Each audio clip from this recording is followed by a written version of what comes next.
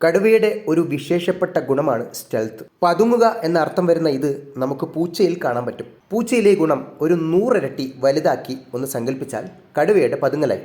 കടുവയ്ക്ക് ഈ ഗുണമുള്ളതുകൊണ്ടാണ് ഇരയുടെ മേൽ ചാടി വീഴാനും മികച്ച ആസൂത്രണം ചുരുങ്ങിയ സമയത്തിനുള്ളിൽ നടത്താനും കഴിയുന്നത്.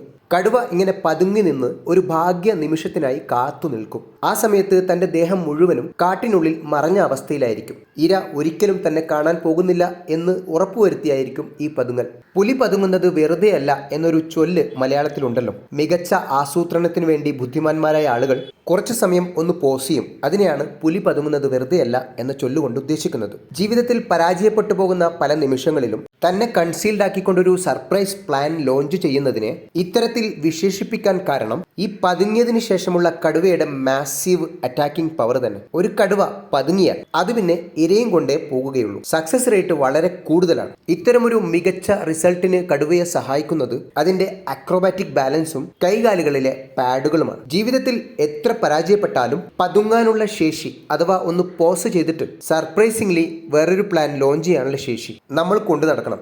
അതിന് 2 കാര്യങ്ങൾ പ്രത്യേകം ശ്രദ്ധിക്കണം. 1 പോസിറ്റീവ് ആറ്റിറ്റ്യൂഡുള്ള മാനസിക ആരോഗ്യവും 2 ശാരീരിക ആരോഗ്യവും.